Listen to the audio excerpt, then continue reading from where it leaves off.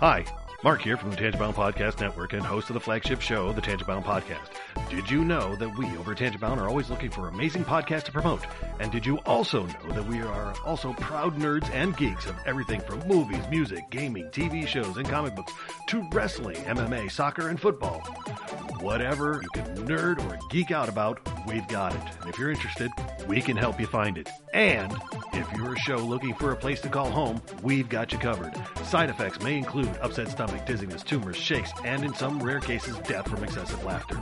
Though to be fair, it's only sometimes. Other side effects may include diarrhea, gallstones, heart palpitations, and strong desire for cookies on the dark side. Talk to your doctor and visit TangiboundNetwork.com and see if Tangibound Network is right for you.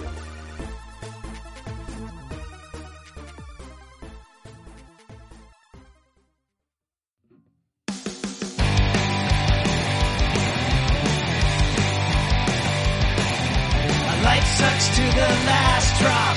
Are you gonna blow your head off? Take good aim and don't forget to duck. Life sucks every Monday and all the way to Sunday, but I wouldn't have it any other way. I don't care how you're doing, what's up or how's it hanging. I'd like to buy this world one last drink. Life sucks all of the time. Stick it up your sunshine, and then you'll see the clouds every day. And then you'll see the clouds every day.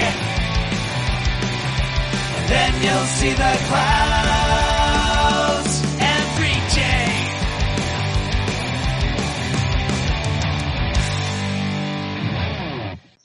Welcome to the Crazy Life, everyone. My name's Jen, and I will be the hostess for the evening. And with me, as always, is Brian. Hey, Brian. Howdy.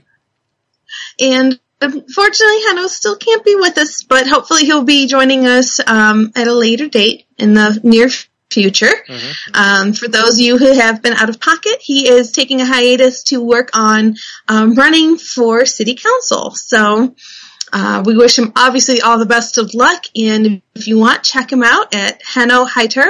Do a little Google search on him. You can find his political website and check out what he stands for and all that good jazz. So it's very exciting, and we 100% support him in every way we can.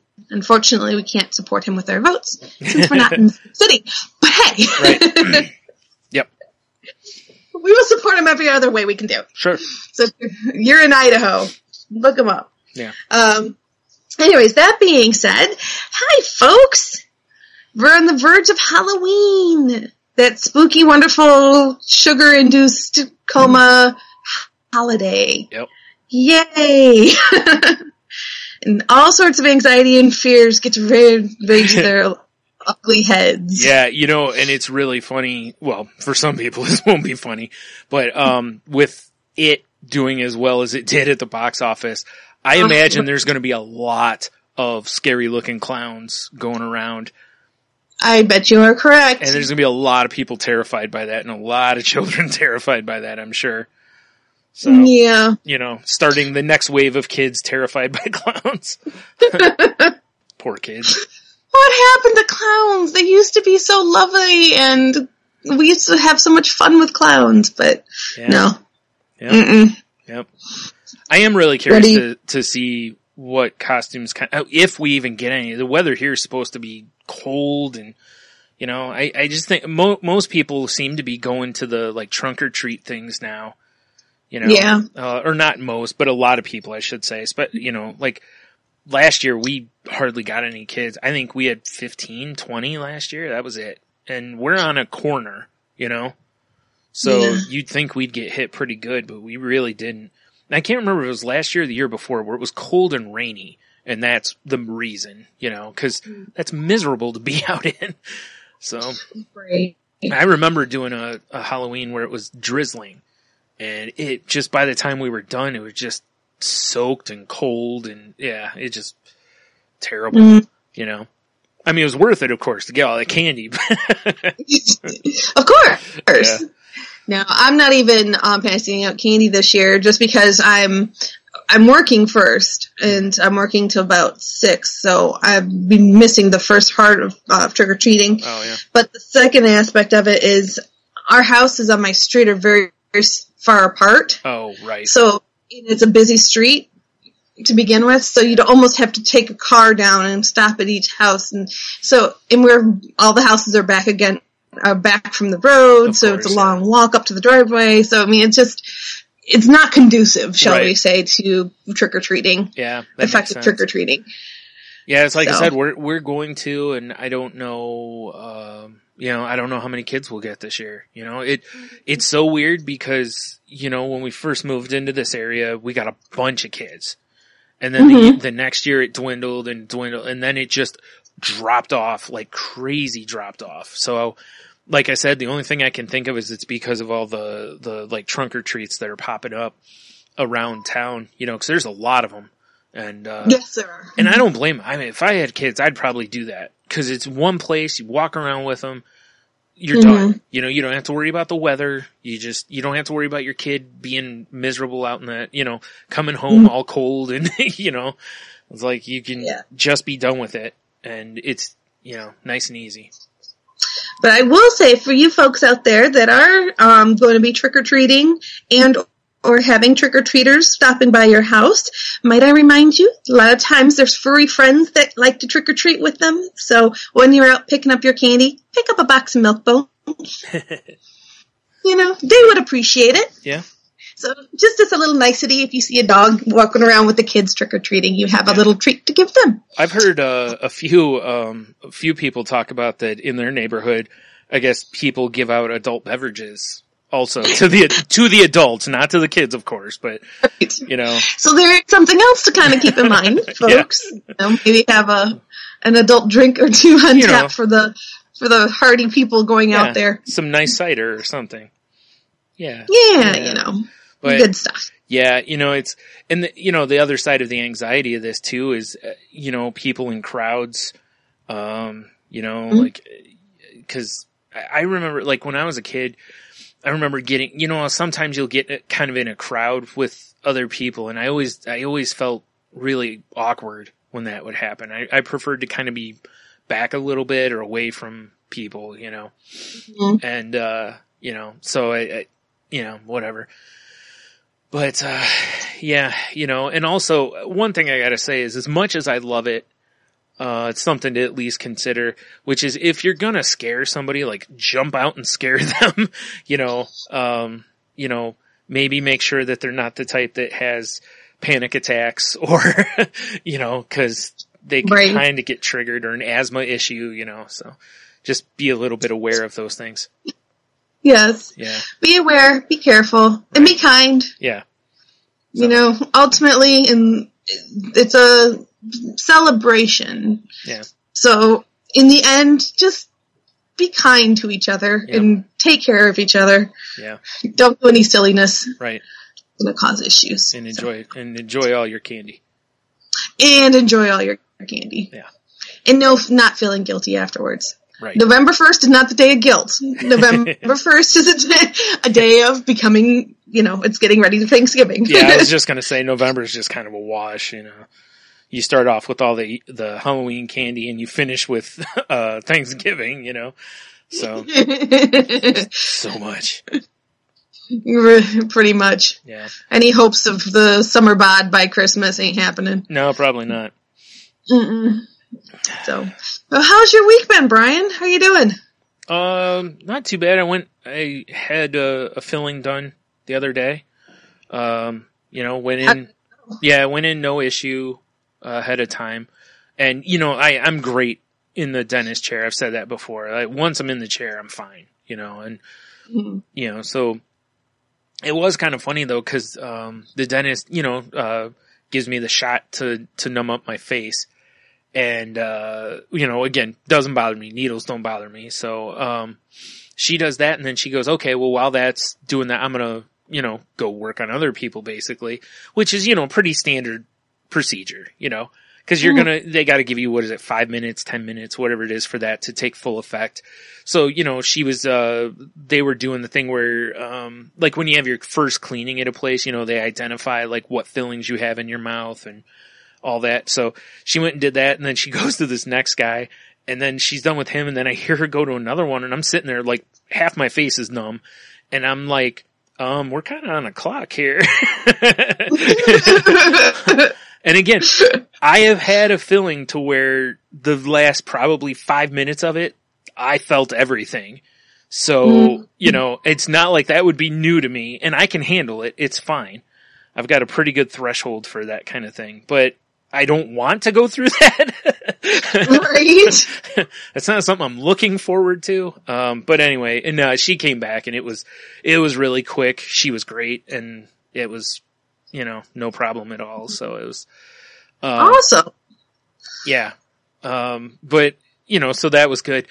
And then, so while I'm there, I'm like, well, I have another filling I need, done, and I still have to get the wisdom tooth extracted. So I made the appointments for those. And the appointment for the other filling was today. And on Friday, I was like, oh, I made the appointment for the filling at 2, and I have therapy at 1:30. Oops. And I was like, that's not going to work. Cause I don't like walk in at 1:30. It's like when they tell you 1:30, your appointment's actually like 1:45, and then you have 45 minutes of, actual time in there.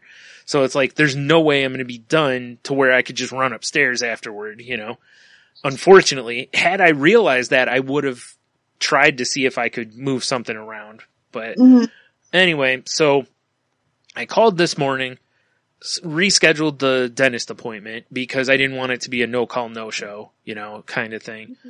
And plus, I know by calling it like right as they open that, since my appointment was at 2, that gives them time to potentially call someone else and be like, hey, we have an opening today, kind of a deal. So I did that, and then I woke up at 1:35. Oh no! Yep. So I called the doctor's office and said, hey, I can't make it because I'm dumb. And, and, they were like, oh, no problem. And I was like, well, I don't want it to be a no call, no show kind of a thing. So it's, yeah. That was your therapist? Yeah. And the best part is that I totally forgot last time I had therapy. Yeah. I was going to say, this is the second time in a row. Yep. And, yeah. What it was I set the alarm on my phone, but I didn't realize when I was turning the volume down on it last night, I turned the ringer off. Oh, gotcha. And so it was going off. Like when I got up, it was still going off. There's just no sound because I had turned it off. Oops. Which kind of defeats the purpose, but whatever. Yeah. So, whatever, I'm starting the week off on a strong note. But I did talk to him. I'm going in tomorrow, actually, to talk to my doctor. I'm going to talk to him again about, like, my headaches, about, going back to the neurologist probably, and also to see if he'll write me, like, a small prescription for when I have the tooth extracted, so that in case I need it for something for anxiety that day. That way I don't go full panic attack like I did last time. So, yeah, that'll be a good time. But, yeah, other than that, it's weird though, this last week, basically, I've been feeling really off.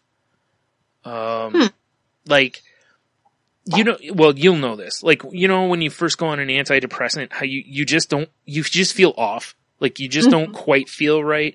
You kind of feel like you could snap at somebody when you don't mean to. You're just not really, enjoying much of anything.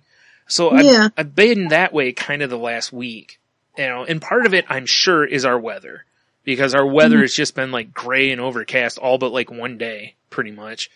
So, and unfortunately it sucks because the area we live in, that's very common. So, but so there's that, but I don't know, nothing else has really happened that should trigger anything like that. And the only other thing I could think of would be that since I got my antidepressant lowered, that maybe I'm feeling the depression a little more. Whereas when I had the higher dose, maybe it was keeping it pushed down a little more. So, I don't know. We'll see if I ever go back to my doctor. You will. Don't you say that. No, I know. I'm kidding. So, as a result, I was supposed to go to a beer fest this past weekend with Tony and Jeannie and T and our pal Dev and other people, and I ended up backing out. And really? Yeah, because I just was feeling so off that the thought of being in a crowd was just too much, and and so I texted Jeannie and told her. Luckily, our friend Ashley, her husband wanted to go, so he took my ticket. So, at least it's not a big deal with the ticket, because the ticket, you can sell them at the thing, and there's always people looking for tickets. Or almost always, I guess. Maybe there wouldn't, but, right. So anyway, but it worked out. So it just looks like I missed a really cold day though. so I mean, there's that, but I've stood out in colder for one of those. So, but whatever. Right. But yeah, I really hate the fact that it did that, cause we used to go to like 4 or 5, like quite a few of these things a year, and we kind of just cut it down to the one. So, and I couldn't go. And I like this one. I like the Detroit one. It's, it's a fun one. But, what do you gotta do? I had to take care of me, Yeah.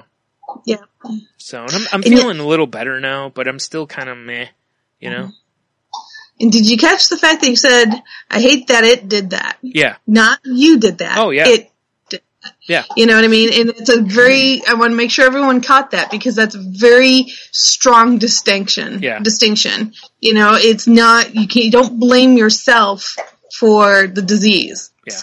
It's not, you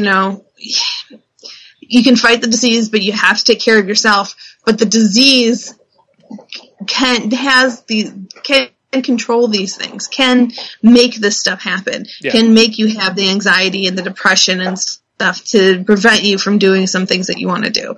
And making sure that you keep that in the forefront of your mind. And we'll even talk about this a little bit more in our topic today, about making sure you keep perspective on what is actually happening. Yeah. And reality of what is actually happening. Yeah, that's really important. And that was the thing here, was I recognized that the thing is, when I'm in these kind of moods, I'm really terrible company. Like I don't really want to talk. I kind of just want to be left alone, so it's like, I don't want to go and ruin anybody's time, or, you know what I mean? It's like, it kind of is I don't want to be a burden thing, but it isn't. It's more just like, I just don't feel like I'm going to add anything, so it's, and with the anxiety feeling the way it was, I was like, there's a good chance I'll wake up, or I'll go to the,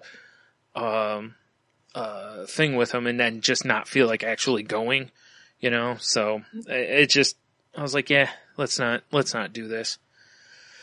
So yeah, I think that's about it for me for the week. It's, quite a bit that's gone on, but also not really that much.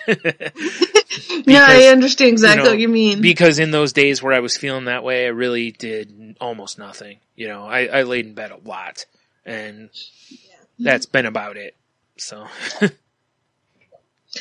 Well, first, work update, folks. We have more people now on the team. We added a few new people, so things are moving again towards the good. Had a bit of a hiccup there when I first came back from my vacation, once one of the girls got injured, so she couldn't be there, so I ended up having another 65-hour week again. But last week I only had 45 hours, which for me is just about perfect. Yeah. I mean, I will take between 45 and 50. I'm a happy girl, so I was very excited about that, and stress is starting to get a little bit less, which is also a very good thing. So hopefully we've turned the corner, and we can keep the people that we have and keep moving forward. So that was good. And because I was able to only work 45 hours last week, I was able to get a lot of sleep and a lot of rest, and got myself in a really good mental space, because this last Saturday, I had a Halloween costume party to go to. So, which was fun. But I found myself getting too excited for the party. So I kind of amped myself up during the week. So when it came time for the party, I was kind of done with the whole idea. Right. So I kind of overworked myself a bit. So I have to kind of keep that in mind, not to get overly excited about things. But it comes with the territory of me. I do the same thing. So I totally get it to where you're kind of over it by the time the event happens. Right. It's the anticipation overshadows the actual event itself. Yeah.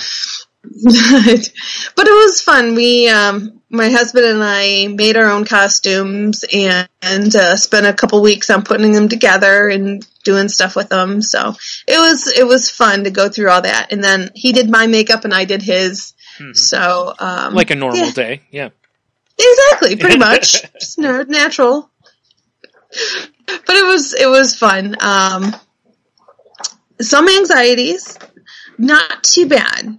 I like the people who host the party. Their house is pretty open.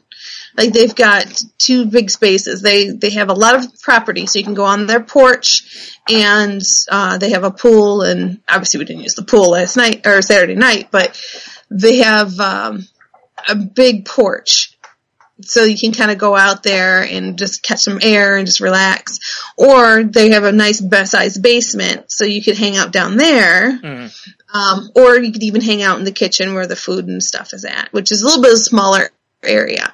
But you have options, which I like the layout of their house, because if I'm getting too claustrophobic in one space, I know there's at least 1 or 2 other spaces I can go to get myself in my comfort level. That's always nice. So, yeah.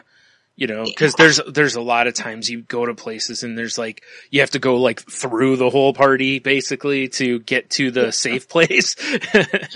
Exactly. And then it might as well be the paddling line in, what movie is that? Fast Times, I think it is, or no, I don't know. I always get them confused. Anyway, moving on. Right. When people you get the point. Yeah. I get the point. But, so it was nice, and they have a really nice layout, and they understand. They're very well aware of my situation, and, and my husband is always on point, on lookout, just to make sure. He kind of keeps an eye on me to make sure that, I'm not getting too far one way or another, too high, too low, or, that type of thing. Yeah. So I always appreciate that, because, he lets me have whatever I want to, drink. And so I had a few drinks, I had a few Jell-O shots, and I was having a good time. But he kind of keeps, when I'm having my fun, he always limits his intake so that he can keep an eye on me. And so forth. That's really good couple behavior, though, unless you're like taking an Uber home or something, because especially if one of you's got to drive home, kind of a situation. But also, that way nobody makes a jerk of themselves, or exactly, or like you said, it can catch you when you realize you're outside of your comfort zone or whatever, So so that was really cool. And we had a really nice time. It was a lot of fun. Get the chance to see some people I haven't seen in a while, and it was neat when I always like and appreciate when people say things along the lines of, "I haven't seen you in a while. I really miss seeing you." Yeah. We have to get together soon. Yep. That type of stuff really means a lot to me, because I discount my company. Yeah, I do the same thing. Yep. I don't recognize and appreciate that people appreciate me. Yeah. And so when someone physically actually says it to me, it strikes a chord with me. It really means a lot. Yep. I'm the exact same way. That's why when I was talking, it was a month or 2 ago, whenever it was, my birthday, when I was talking about that, when people were saying stuff about me, and I was just blown away, because I significantly undervalue myself. So, right, right. Or even like last night, I had somebody, we were talking on Snapchat, and she was like, she's like, we were talking about baseball because we were both watching the World Series. And she's like, she's like, we don't really know each other, but everybody says you're so cool. So I was like, oh, okay. It's like, oh, all right. Well, hopefully I can live up to my mystique. Yeah, right? I'm going to be a jerk now. No. But, it is. I keep hearing that. And it's, like I said before, it's like, I'm believing it now to some extent. But it's really tough because for years and years, I was always like, oh, they won't care if I'm not there. And then I find out later, it's like, oh, everybody missed you, like everyone was asking where you were kind of a thing. It's like, oh, all right. Like I'm surprised by it, so. Right, yeah. Right. And it's tough. And lately I've been kind of battling, a thought that is not realistic, obviously. Most of my thoughts are not realistic, nor are they in proportion or perspective and all that good jazz. But it seems I go in spurts. It's like people can really love me and think I'm the greatest thing in the world, and I really think I'm awesome until about 3 months in. Once they spend about 3 months or equivalent thereof of time with me, then they understand that I'm really not all that. That I'm really kind of shallow and I don't have a lot of depth to me and a lot of interests and all this other stuff. Like I said, I understand. It's the negative thinking and it's the, sorry folks. And it's just the negativity, coming through. He doesn't like the negativity.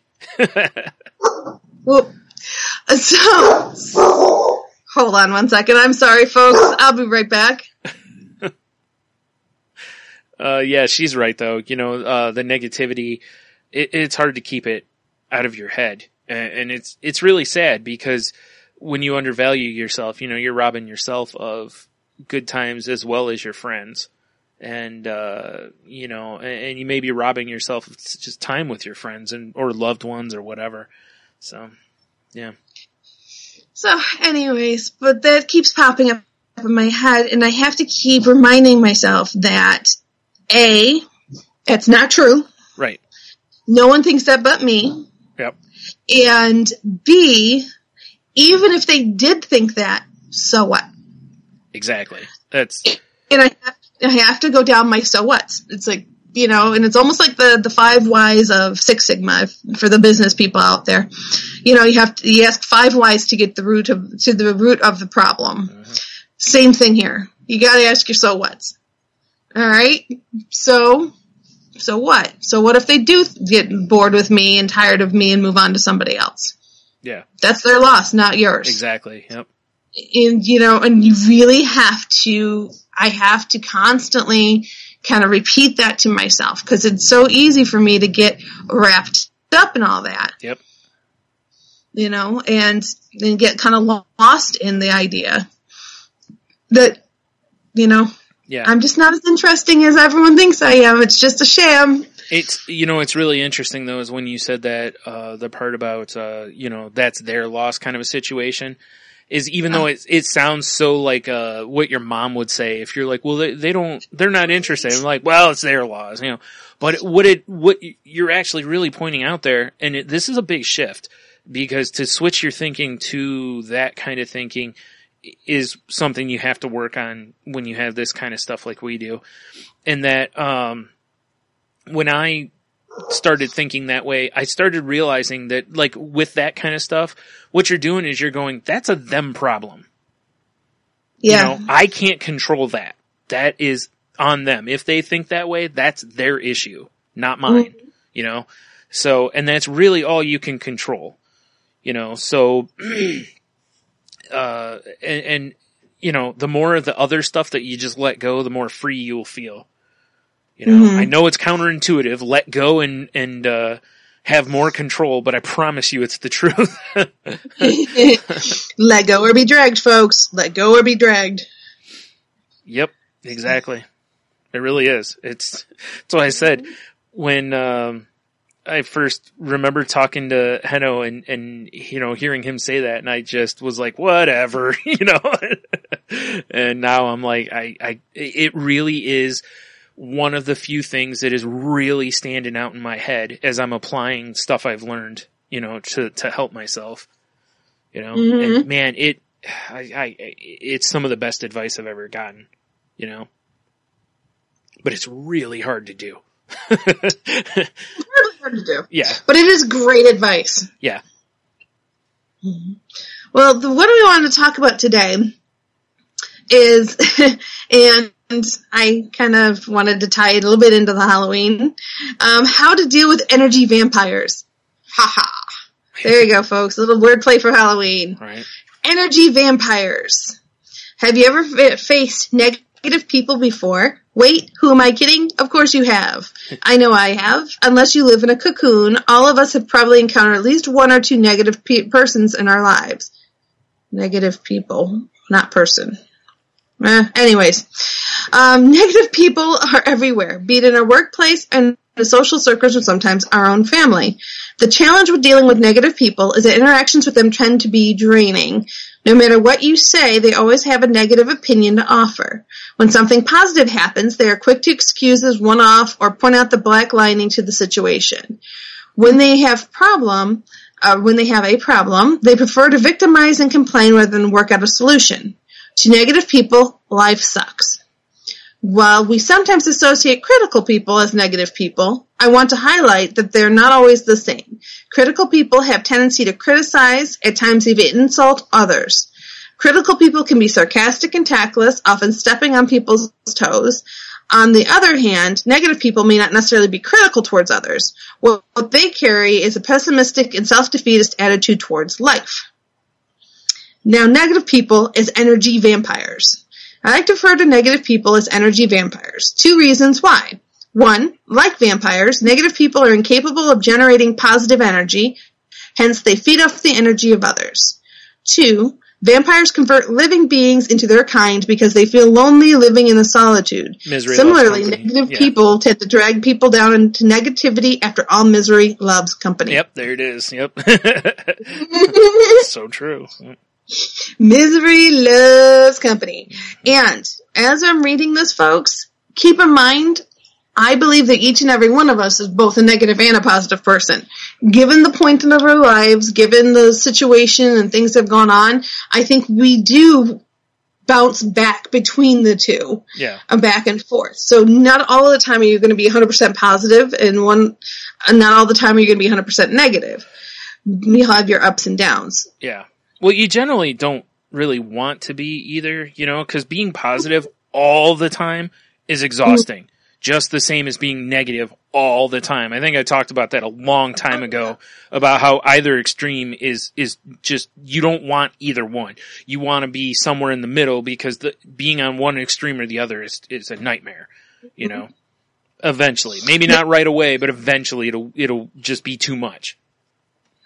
Yeah. Now, this gets a little hippy-dippy, folks. So, if you're into it, awesome. If you're not, that's awesome too. Yep. But actually, all of us have a connection with the universe that brings us unlimited positive energy. Because negative people are blocked in their connection to the source. They are constantly in an energy deficit, which leads them to drain others of their energy. The more negative people can even leave you with headaches or mild dizziness. These are your king and queen vampires.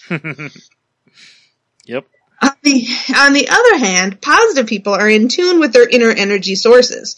Their energy flows outward, spreading goodness and warmth to people around them. It's like a fountain of overflowing water. This is why you feel upbeat and energetic when around positive people. They have a magnetic quality that draws people in automatically. Great leaders, iconic figures, and some celebrities have this quality that allows them to attract large masses of people.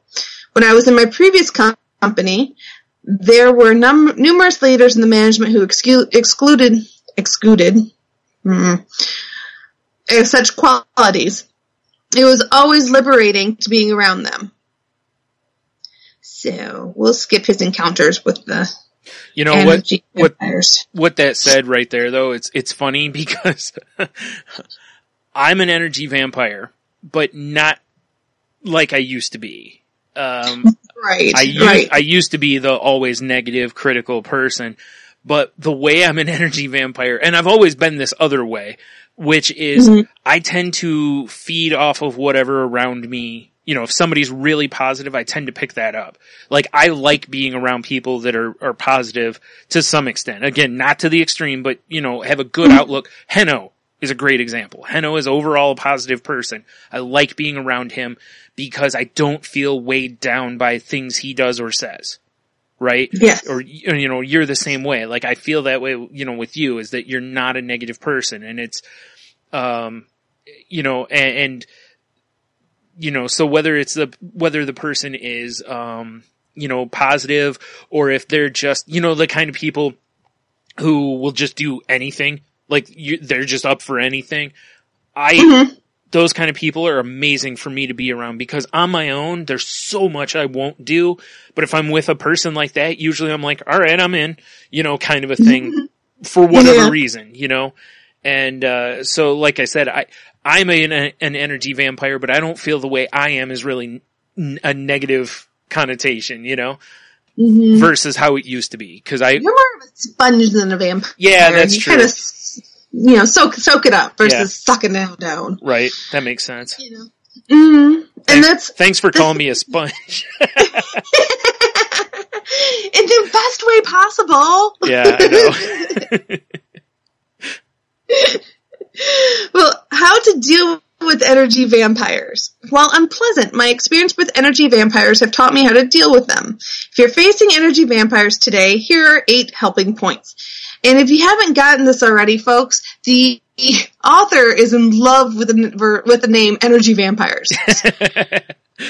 Now, does this happen to be from a book called Energy Vampires? No. I don't know. Or let me rephrase, an upcoming book. Oh, it doesn't even give us the author. Oh, maybe wow. It's at the bottom here. I was going to say, that's really odd. Yeah, it is very odd. Oh, wow. It's actually a manifesto. Oh, okay. We get the manifesto version of the article, How to Deal with Energy Vampires. But it doesn't say who you are, folks. Yeah, that's all right. Anyways, it's from personalexcellence.co. So, let's go back up to my numbers here. So, how do we deal with energy vampires? Number 1, ground yourself. Centering yourself such that you do not get easily affected or swayed by negative energies around you. So, you can get sucked into the energy vampire's vortex, no different from being sucked into quicksand. You need to be properly grounded before you interact with your vampire. So ground yourself, imagine the essence of your soul amassing in the center of your body. Next, imagine this essence spreading through your body to the point where extending out through your feet deep into the ground in a form of thick, sturdy roots. The roots are extremely strong and they're anchoring you into the ground such as nothing can sway you. Think of yourself as a big, strong oak tree that is firmly rooted. Now, again, I did say it was a little hippie, but there's a lot in here. Because what they're talking about doing is doing visual manifestations of emotions, of taking, like yoga can use this, and meditations, other people who can use this. It's a lot of the same techniques you'll see in a variety of different ways. Yeah. And it's, you know, it's trying to take the idea of your being and just sinking yourself down and just get firmly rooted in who you are and kind of starting to build your barrier against such strong emotion. Yeah. I find myself having to do this, the medicine helps me because the medicine already helps give me a block. Yep. But I'm very sensitive to emotion. And if I didn't have the medicine, I pick up and my empathy is like at 1,000. Yeah. Out of 1 to 100, it's about 1,000. Yeah. So I have to really struggle to keep my empathy and my sympathy in check.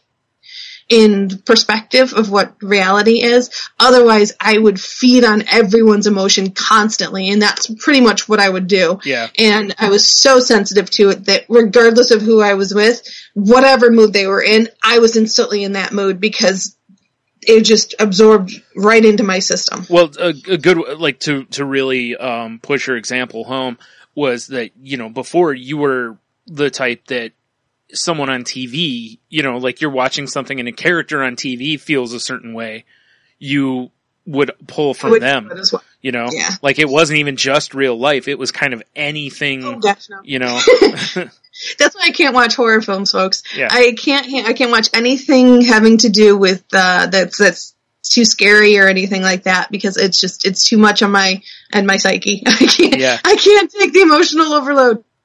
I also have to be very careful with extreme tearjerkers and stuff too. Right. So medicine obviously helps me keep myself balanced, but I'm still very sensitive and I have to be very careful. Yeah. So, number 2, shield yourself. This is your second layer of protection after grounding. A shield is like a bubble around you that separates you from the world. It's an energy barrier which keeps out undesirable energy from entering your space. So, let's see. A shield is not permanent. The energy of the shield wears off over time, which decreases its protective ability. Doesn't tell you how to build a shield. Well, folks, I will tell you how to build a shield. So, a shield is, so once you root yourself in who you are, your shield can be all of those tools that we've talked about of using. The positive thinking, the making sure that you're prepared. You understand that this person's always going to look towards the negative, so you almost have to overemphasize the positive.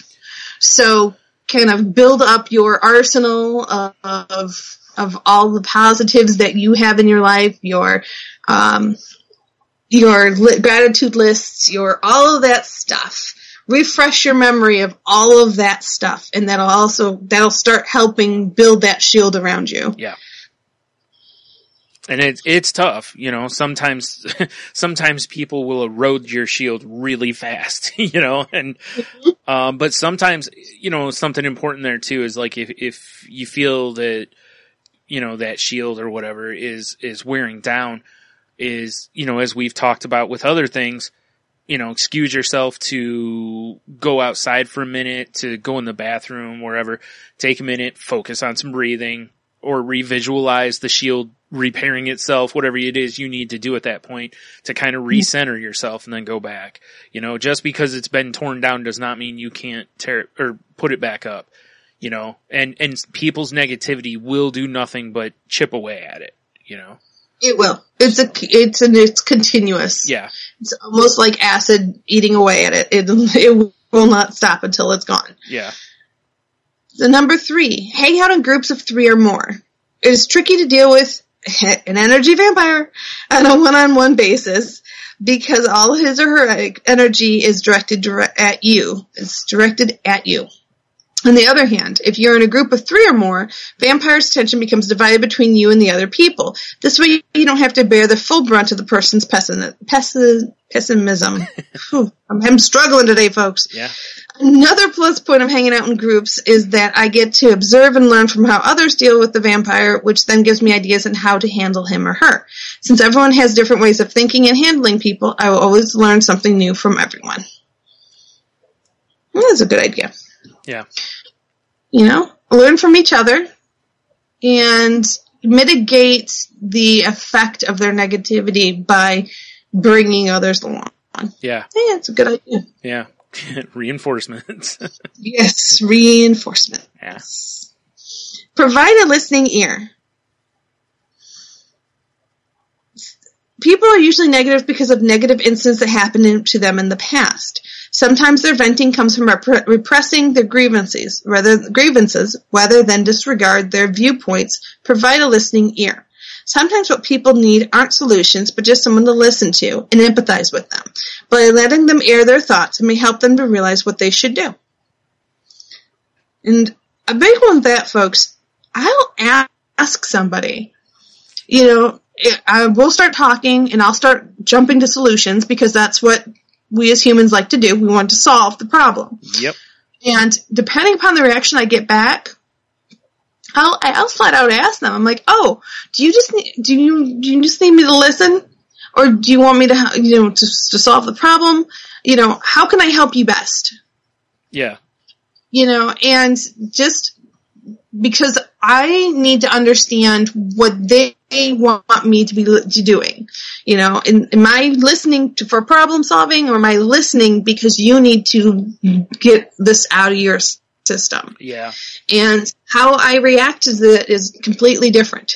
And I will say this, that you do have to be careful though, because there does need to be essentially a tipping point for you, in that if every time you talk to that person, it's the same thing over and over, and if people have offered them like, hey, let me help you, or that, and they've told, pushed it aside and stuff, it's like at a certain point, you almost have to go, look, I can't keep taking on your negativity, and you're not doing anything to change.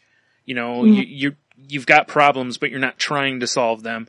I can no longer be part of this because that's just toxic, and I'm not saying quickly or whatever, but we've all got our point to where, it's the type to where when your phone rings and you look at it and you're like, because it's just going to be an energy suck, basically, and, so,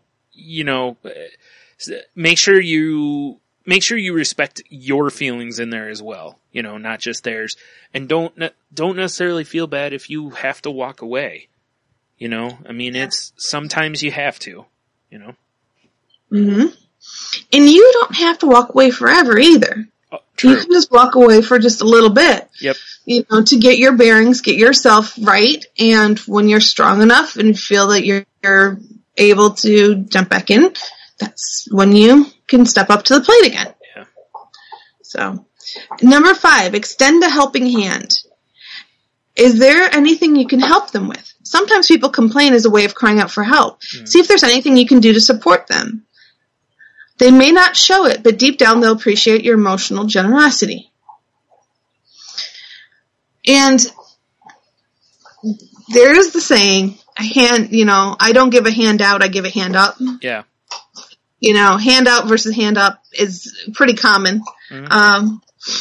But it's true. When situations such as this, when you're dealing with people who have a lot of negativity, sometimes that's what they need, is they need a hand up for them to start seeing things from a different angle and different perspective. Yeah. One of my favorite sayings is perception's 9/10 of a situation. If you can't change the situation, you change the perception. Yeah. Hello, I can't even get it right. But you change the perception. And part of that is getting a new angle on it. Yeah. Is stepping away from it, turning it around, looking at it from different angles. That'll help you to get a better view on stuff and maybe take them on that road with you. Yeah. See if you can help them get a different angle on it.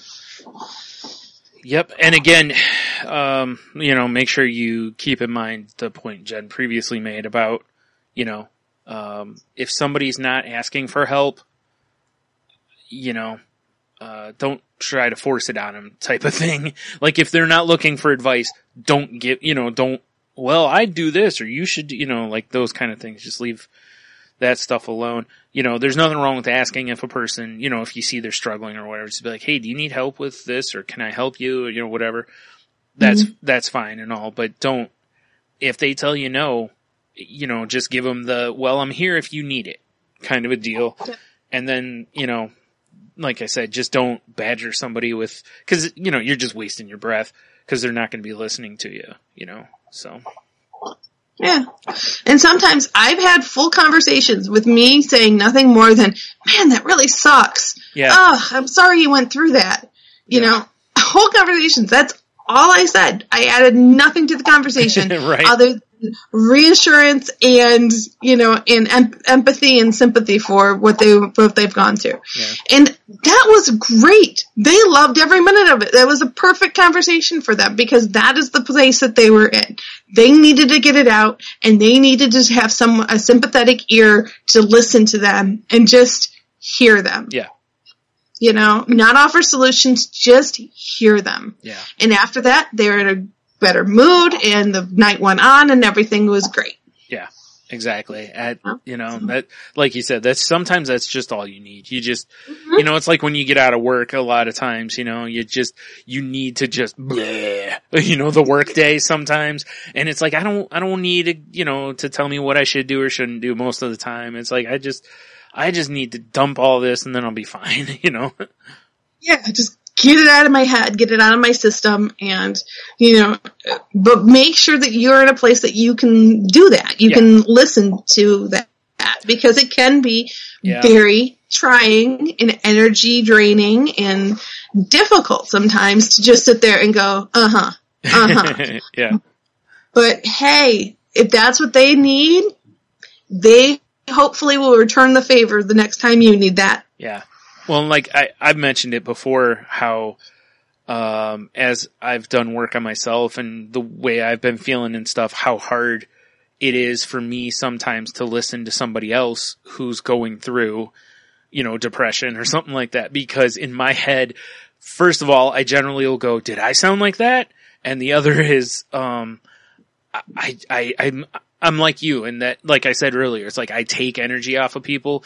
It's like when they feel bad, I feel bad for them, that kind of stuff. And it's like, I don't want that negativity, and it's like, I want to be there for a person to help as a friend and such, but I have to be very careful. Like, I think my threshold for it is lower than it used to be because it has to be, because if it gets too high, I start taking it on myself and I've got enough of my own, so I have to be careful with that.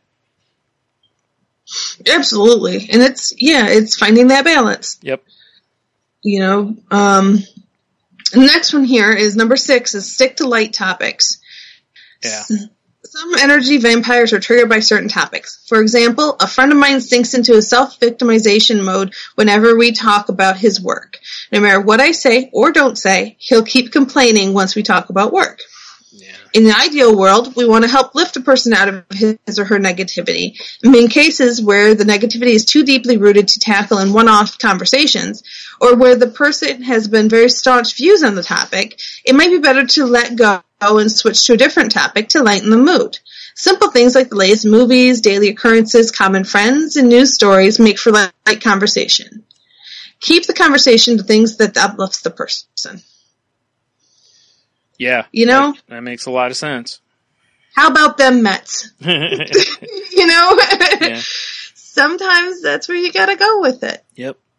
And you know what though? That's just a normal, tip, really. Because it's like, how many times have you walked in on a conversation that's heated about politics or sports even can be very divisive. But something along those lines. And it's like, ooh, let's break this mood a little bit because, the tension is too high. So I think that's just good social skill as well as very useful here. I think it's just a good skill to have overall, And that's why I generally don't, like in mixed company, I won't, I don't want to get into those topics, anything that's a hot button or whatever, Absolutely. It's too much. And I know some people really thrive on it and enjoy having debates and things like that, which are great and all well said in the right arena. Yeah, time and place. Yeah. Yes. It's all about time and place. Yeah. And around Thanksgiving dinner table is not time nor place.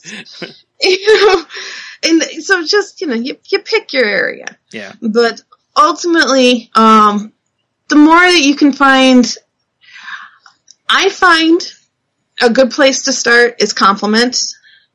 Such as, it's easier on women than it is for men, but I could go up to someone who's kind of negative going, I've been admiring that ring you're wearing.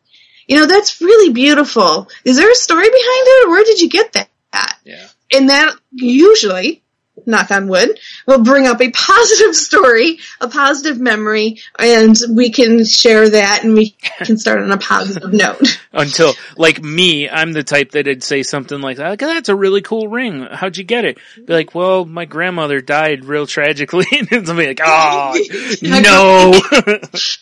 Wah, wah. What did I do? Yeah, you know. So, hopefully that can work. Sometimes, obviously, it can't. It'll backfire. But, stuff like that. Or if they particularly like a certain band and you can talk about music and, play your cards the way you got them dealt, but you can figure it out. Yeah. Yep. Number 7, reduce contact.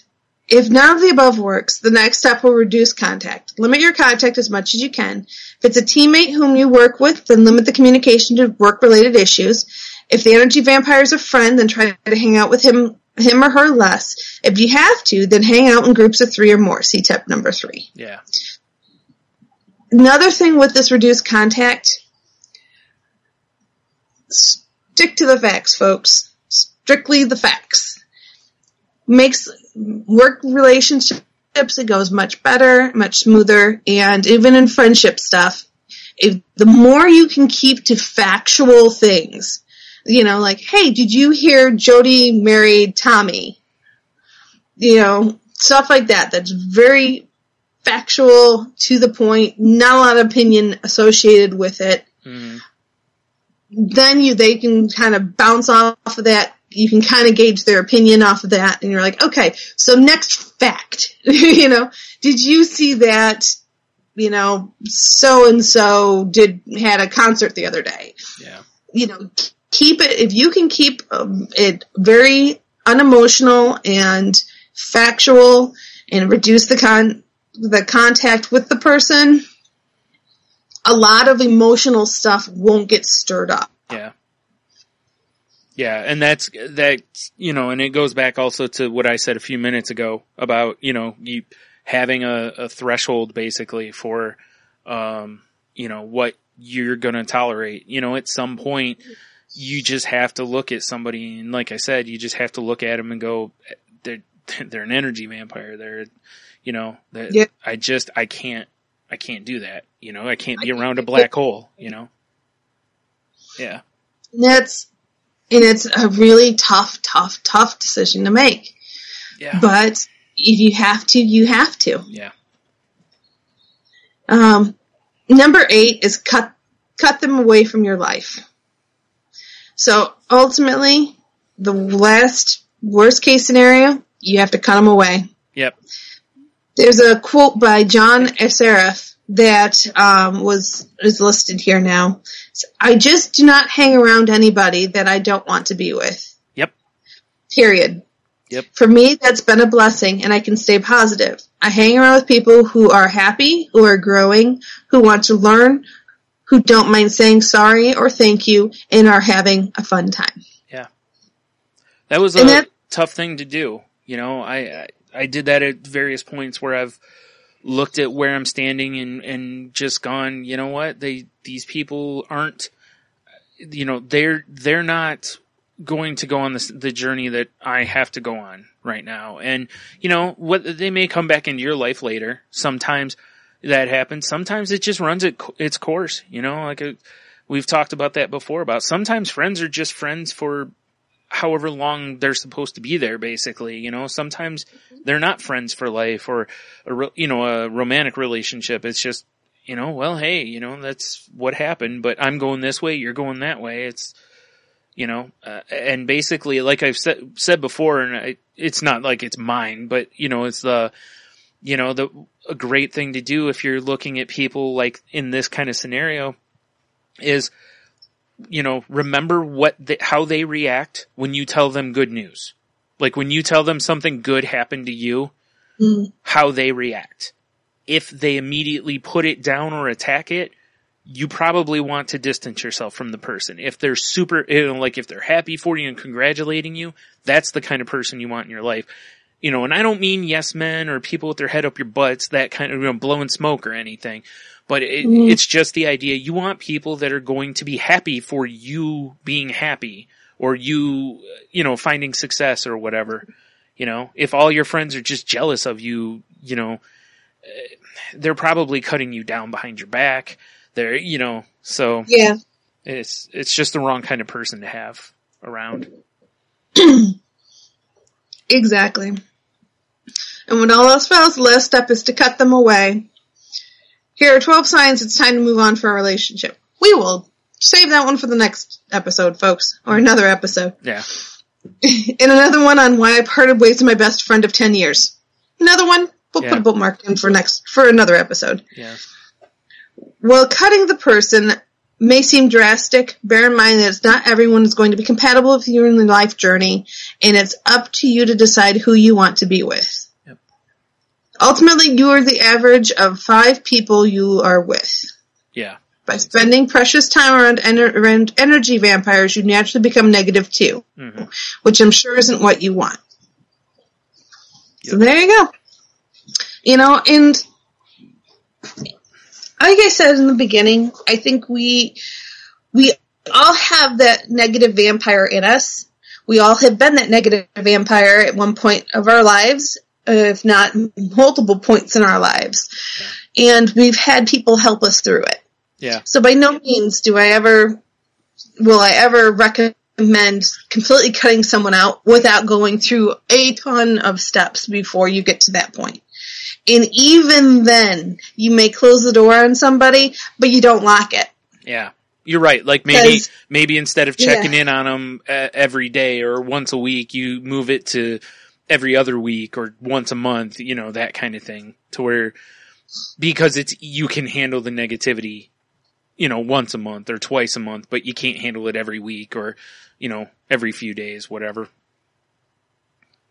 And you keep pushing it, and maybe one of these days they'll be able to be part of your support system again and be part of your inner circle. And it's just right now they're not able to be that you need. So it's tough. It's a very, very tough decision to make and very tough decision to make. But ultimately, when it all boils down to it, you have to take care of you first. Yep. And whatever's going to be best for you is the best decision you can make. Yeah. So, well, with that, I don't know. What do you think, Brian? You good? Yeah, I think so. Pretty good topic here. All right.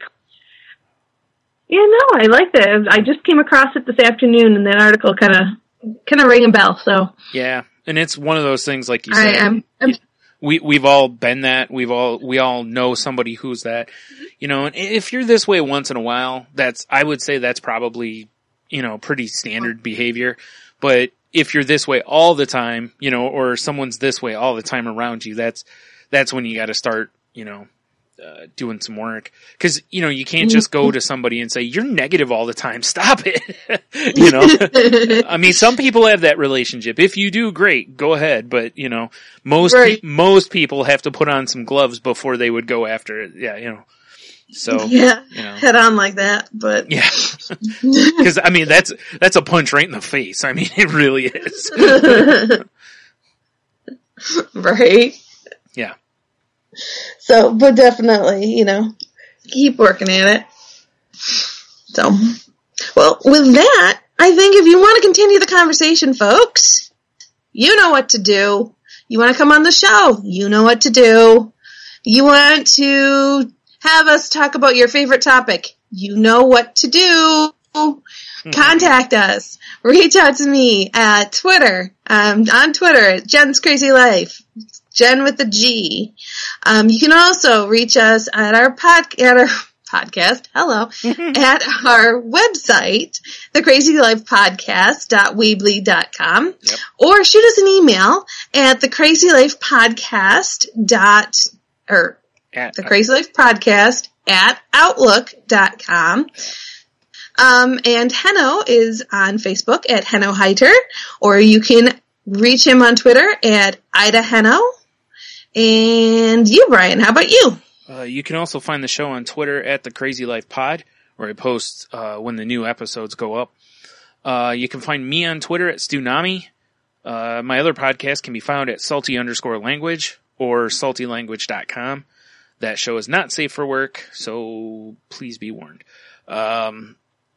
Excuse me. We have a Facebook group, which is at facebook.com/group/crazylifepodcast. There's a lot of good resources over there, numbers for the suicide prevention hotline number, NAMI.org's stuff over there. You know, there's just some stuff up in the notes page or whatever if you need it, or message one of us and we can, point you in the right way. So yeah, go join that group. We're part of the Tangent Bound Network, which can be found at tangentboundnetwork.com. And, so go check that out. There's all sorts of different, podcasts over there. And, or if you're looking to start a podcast, Mark over there is really great about helping people out. I lost my place. Every week I've done this. This is 127 times every week. Oh, there we go. If you'd like to help the show out, please, if you're on iTunes, please rate, review, and subscribe, if you haven't already. That helps us show up in searches a little higher and whatnot. Or if you're using an app like Stitcher or other podcast apps, use the like or share button for the same reason. Yeah, that helps. I don't know. I guess we just move up the list or something. I don't know. Something like that. That's a good thing. Something with algorithms and, I don't know, complicated maths or something. I don't know. Right. Also, we're not doctors, trained professionals or therapists. So, and please don't take this show as a replacement for therapy or as a treatment. If you feel you need help, please seek out help. Don't self-diagnose. Just go in, get the estimate, and then you can, get a course of action. Mm-hmm. And then if you're feeling as though you may harm yourself or others, please contact a friend or someone so that you're not alone, or call one of the crisis lines, or, again, try not to be alone. And, if you have to, call 911 or go to a hospital, tell them you're having a mental health emergency, and, they'll help you out. Then lastly, reach out to somebody, just see how they're doing. Ask them how they've been, tell them you love them, tell them you appreciate them, whatever it is. There's been a couple things that have happened kind of around, our world recently where, some people have gone at a really young age. So, you just never know when that might be your last chance to say something to somebody too. So, don't wait to tell somebody that, you love them or you appreciate them. Just do it now. Cause, at worst, you probably, they'll smile. You may make their day. At best, maybe you stop them, maybe you become a reason that they don't kill themselves that day or something, so you never know. Just, plus spreading positivity is just a good thing. We need more of it. There's way too much acid being spit around right now. So, there you go. All right. With that, folks, keep breathing, use your tools, spread your happiness, and have a happy, safe Halloween.